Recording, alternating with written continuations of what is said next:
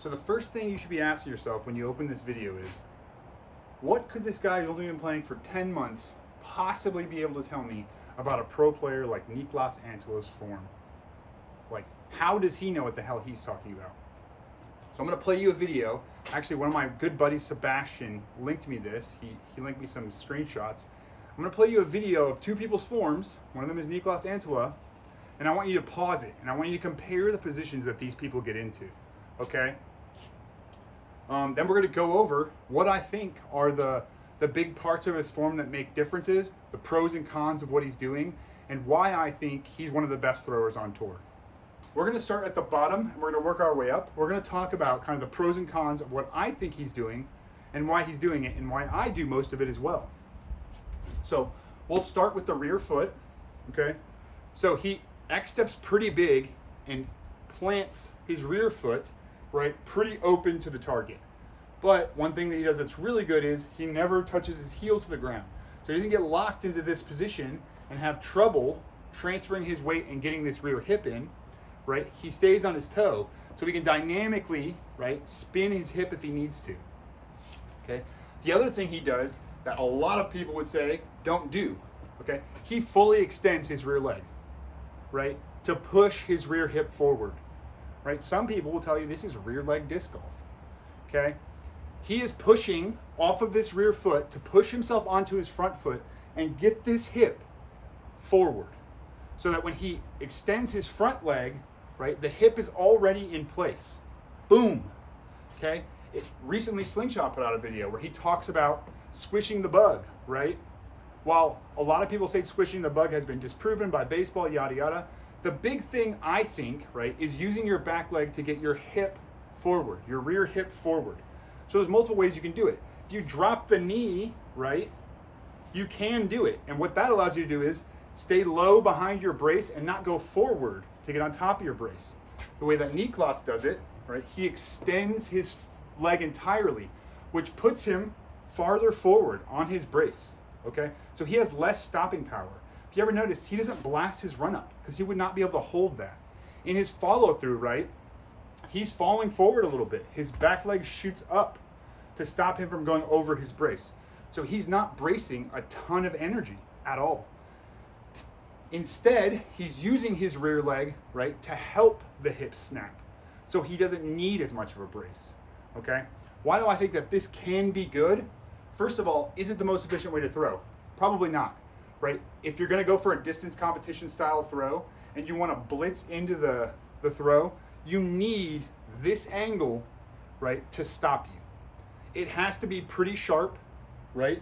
And you have to get your foot down, and that's going to cause this leg to come off the ground 100% of the time. So you don't have time to do any of this or any of this. You're gone off this foot, and it's all front foot snap going, right? We need momentum if we don't want to use our back leg to get the rear hip forward. We need some kind of counter force so that the front quad can push the hips, right? If you just push on this side, it doesn't work. You just go backwards, right? If you run into it, now you're going forwards with this whole side, and boom, you stop, and it just snaps the hips. If you're in a standstill or throwing like Niklas Anttila, you need some kind of push off this back leg. If you're doing this slingshot style, which I'm sure translates very well to standstill, right? You need some kind of back hip to go against the front hip, right? The front leg, right? What does he do? One, his toe touches down way before his heel touches down. So he's not someone who's planting sideways, right? With the side of his foot. He's coiling, touching the toe down to hold the coil, right? And then look, stretching that last little bit by getting the heel down and then going. Right? So we're coiling to like 95%, right? And then the toe holds the coil and the heel just gives that last 5%, so we're just ready to go, okay? So that's one thing I think a lot of people could do in their swings that would make their swing better, right? Think about coiling, the toe holds the coil, and then the heel gives you that last little bit of tension in the abdomen, right? In the shoulders, in the hips. Everything, all the slack has been taken out of the chain so that when it's time to go, right, there's no slack. Everything is connected to itself through stretch in all of your tissues of your body. The other thing he does with the front foot, he rotates the toe well before disc release, right? So he is spinning his front leg with his body. A lot like Will Schustrick in his standstill repeated video, right? Is it the best thing you could possibly do for power? Probably not. A static front leg with a lot of momentum is probably the absolute best hip snap you can get, right? So why are these things that he's doing with his legs good, in my opinion? So there's a few reasons. The back leg kind of extending, helping the back hip forward, any way you want to do it, right? I do it by extending my back leg. It's perfectly straight at the end of my throw, basically. Slingshot says do it by dropping the knee, right? Why is it good? Well, it puts less load on your front foot, less load on your front hip. And when you have things like, grip, traction, right? Uneven ground, by dispersing the load between our feet, putting 20%, 80% instead of 100, 0, right? We don't need quite as much traction. We don't need quite as much balance. We can disperse the load between our feet, right? To allow us to get even more power from crappy positions, right? In a perfect world with a perfect run up, right? The best way is all front leg, blitzing up as hard as you possibly can, right? And your back leg is gonna come off the ground immediately when you do that kind of style. But this isn't a perfect world, right? The Pro Tour is won by people who can scramble, people who can throw far from the woods, people who can get out of trouble and don't take bogeys. And this is where Niklas Anttila's style really shines, in my opinion, right? He's developed this personal style where he can get power anywhere, right? And we'll go over some other stuff in the upper body where he has crazy good angle control. I believe he's one of the most accurate throwers on tour, right? So, talked about the front leg and the back leg. Let's talk about the torso. His coil, right, is outlandish. It's almost as good as mine, if not as good as mine, right? And people say mine is crazy. I have insane mobility. I don't really think that's true. I don't have any more mobility than anyone else, right? And obviously, Niklas has the same amount of mobility as me. I did want to point out, the guy's like 5'10", I would guess like 160, 165 pounds. He doesn't look very big. Throws 500, okay? So this isn't a style that only works for jacked people, right? You can be an average sized individual and use this style to break 475, 500, right? So he gets a crazy torso coil, right? And what that does, it allows him to use his upper body more effectively. Most people say your lower body is basically doing most of the work in the throw, but in someone like Niklas's throw, right, his upper body coil and his abs are doing a ton of the work. So now we've split our load between our rear foot, our front foot, our core, right? All of these things are adding power. He gets a ton of upper body power, and I would bet his standstill throw is amazing.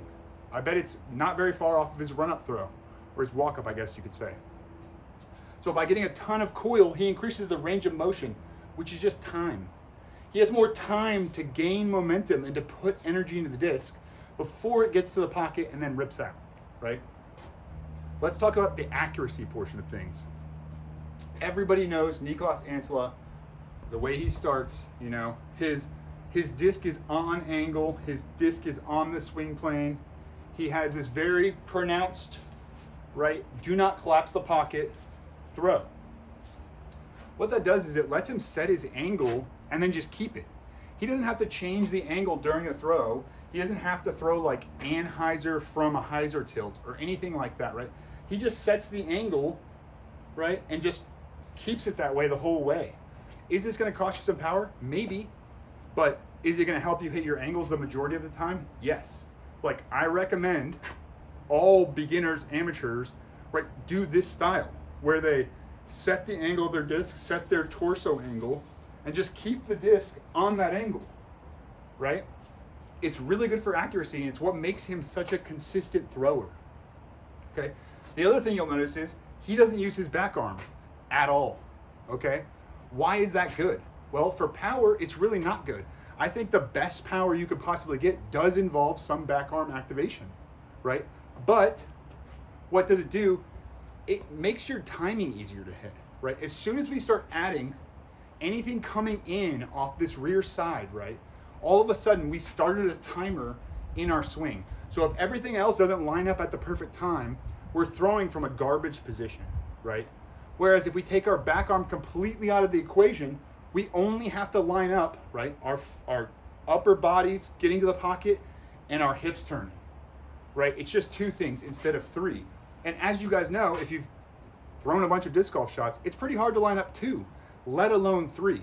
Like, I believe he does this because it makes it so your mistake is you get a little less power. Instead of your mistake is you spray it left or you spray it right, right? So all this stuff that he's done in his form, right, that he's developed over years of playing, right, is all like a countermeasure to underperforming, right? He's developed a way to split the load between his legs, to split the load between his torso, right, to make sure he hits his angle and to make sure his timing is as long as it can be, or he has as much of a window to hit things as he can, right? So I think that this guy, this thrower, is someone that everybody can learn from, right? It's not all about throwing as far as you possibly can all the time. It's not all about optimizing for mile per hour at every opportunity, right? It's also about being consistent, being accurate, right? And making sure even on your worst day, you play better than everyone else. And I believe the things he's adapted in his style of throwing allow him to have better bad days than the rest of the field. And I think we're going to see that this year, right? He's already performed very well in the first 2 tournaments, and I think we're going to continue to see him perform very well because he doesn't smash on stuff. He does things in a way where he makes the margin of error the biggest it can possibly be. And that is what's going to make you a consistent disc golfer. I hope you guys enjoyed this one. If you're not subscribed, please subscribe, and yeah, check back. I might be putting out a bunch more stuff this week. Who knows?